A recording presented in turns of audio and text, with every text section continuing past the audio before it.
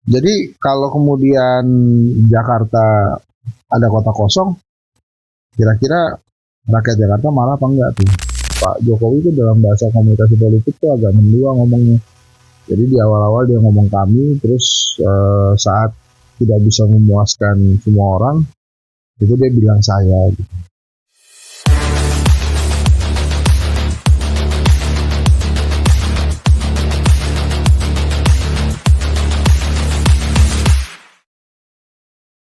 Jadi gini, di Pilkada Jakarta ya, saya kan sering bilang bahwa Pilkada Jakarta itu termasuklah bagian dari demokrasi siasat yang bisa jadi sesat terus jadi jahat.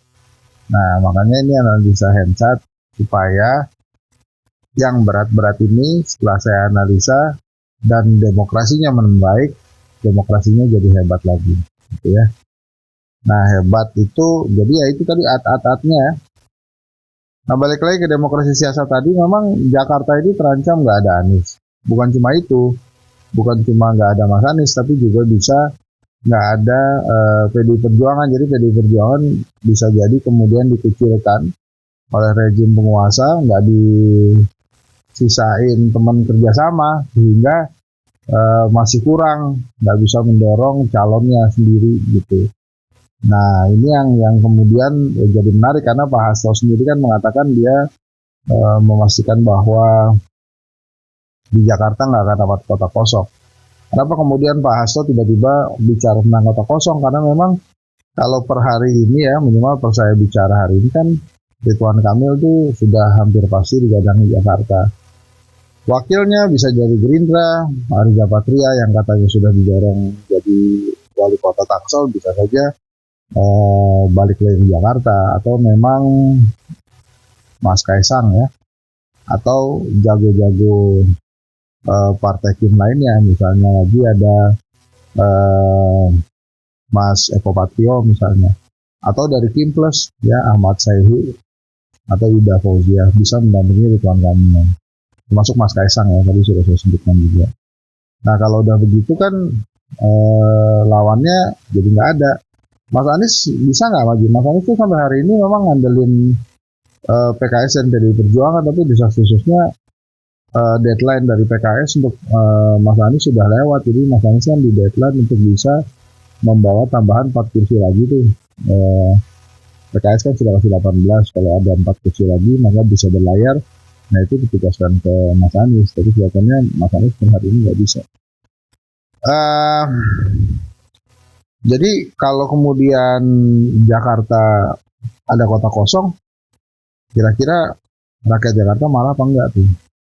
Nah, bisa jadi marah. Jadi kalau kota kosong ada ya sangat mungkin pendukungnya Anies dan simpatisan PDI Perjuangan itu akan bahu-membahu memenangkan kota kosong.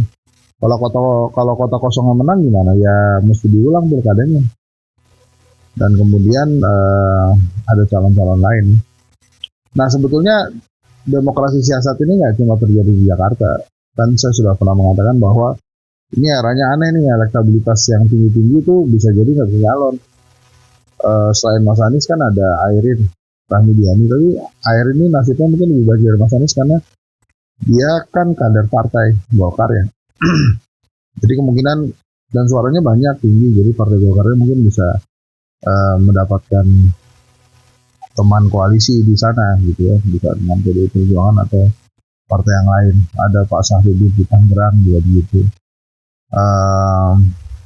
Terus kemudian ada Bang Edi Rahmayadi di Medan, petahana yang sampai hari ini juga belum mendapatkan tiket. Nah, sebetulnya kalau fenomena kota kosong itu terjadi gimana sih? Ya kemunduran buat demokrasi lah. Masa kemudian rakyat harus milih kota kosong kan enggak ya? Sebaiknya kan memang ada kompetisi antar calon gitu di masing-masing daerah sehingga rakyat juga milihnya enak. Masing-masing calon tuh benar-benar calon gitu. Nah, satu lagi ya, dalam demokrasi siasat itu kan terkadang kita rakyat ya tidak diberikan kesempatan untuk mendorong siapa yang ingin kita pilih gitu. Tapi kita diminta untuk menunggu saja nanti pilihannya dan kemudian tinggal dipilih nanti pada saat sang pilihan partai politik itu ada di kertas suara. Ya nanti kita lihat aja lah. Nah, selain demokrasi siasat atau desas-desus adanya kota kosong di Jakarta, karena Ridwan Kamil maju ke Jakarta, gitu ya. Itu permintaan maaf Pak Jokowi. Permintaan maaf Pak Jokowi itu emang jadi rame ya karena Pak Jokowi itu dalam bahasa komunikasi politik tuh agak mendua ngomongnya. Jadi di awal-awal dia ngomong kami, terus saat tidak bisa memuaskan semua orang, itu dia bilang saya. Gitu. Nah ini beragam juga. Bukannya tidak ingin memaafkan, sebagai manusia kita pasti memaafkan itu. Tapi memang ternyata banyak banget catatannya. Yang paling banyak digarisbawahi adalah tentang ekonomi dan demokrasi ya. Nah ini bagaimana pertanggungjawaban Pak Jokowi terhadap memburuknya keadaan demokrasi di Indonesia dan memburuknya keadaan ekonomi di Indonesia. Ya kalau para pembelanya jawabannya lebih lucu. Ini mungkin gara-gara Pak Jokowi tidak buru-buru beli Freeport lah dan lain-lain. Tapi yang menurut saya sih bukan itu aja ya. Bahkan Pak Jokowi meninggalkan partai itu kan juga menarik dibahas.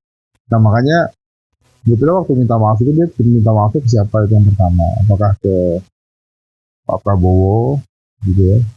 Karena sebelumnya pernah menyakiti Pak Prabowo atau mengalahkan Pak Prabowo, atau dia minta maaf kepada Bu Mega karena mengkhianati Bu Mega, meninggalkan partai PDI Perjuangan, atau kepada rakyat Indonesia sih, atau jangan-jangan minta maafnya ke Mas Kaisang karena gagal partainya gagal masuk Senayan atau gimana. Jadi memang banyak banget tuh persepsi ini sebenarnya Pak Jokowi minta maaf ke siapa. Kalau saya sih nggak terlalu penting gitu ya. Ya Pak Jokowi minta maaf itu bagus, negarawan. Tapi memang sebagai pejabat negara minta maafnya memang harus dikritisi dalam rangka hukum tata negara. Di Indonesia pernah ada presiden yang ditolak pertanggungjawabannya oleh MPR gitu, Pak Habibie. Nah itu Pak Jokowi juga harus membuat laporan pertanggungjawaban itu sehingga bisa ditelaah oleh DPR dan DPD kita gitu. Nah ini sih gini ya, ya itu lagi ya, kalau minta maaf sih bagus saja. Sebagai manusia rakyat Indonesia ya pasti akan memaafkan itu. Tapi rakyat dan sejarah pasti punya catatan tersendiri terhadap apa yang disampaikan oleh Pak Jokowi. Wah ini Pak Jokowi udah minta maaf aja tetap dikritisi, tetap dibilang ini, tetap dibilang itu. Ya dia baru sekali minta maaf juga kan.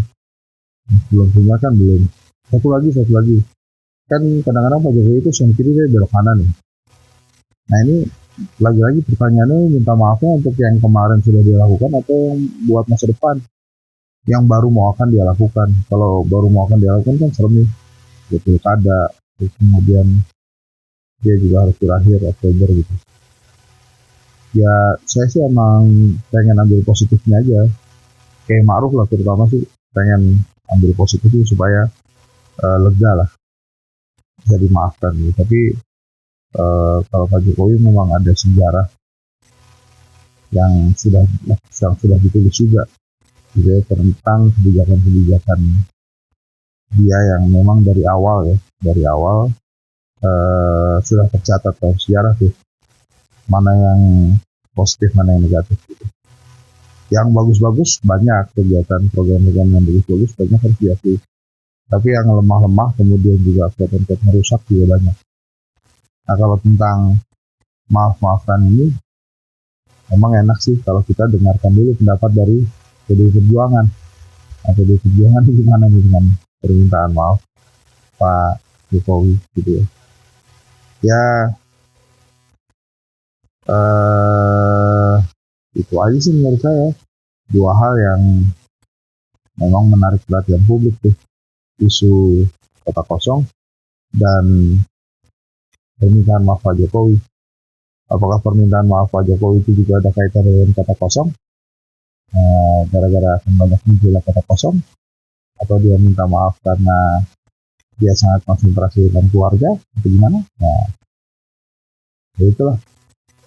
Jadi memang jadi pejabat negara, apalagi orang nomor 1 di negeri ini, minta maaf sebagai manusia gampang. Jadi mau minta maaf sebagai presiden, sebagai kepala negara, sebagai kepala pemerintahan, itu ada jalurnya tersendiri. Semoga Indonesia lebih baik, di era-era presiden selanjutnya, dan yang tidak baik di era ini menjadi pelajaran penting bagi presiden-presiden selanjutnya dalam melaksanakan program-program untuk mensejahterakan rakyat.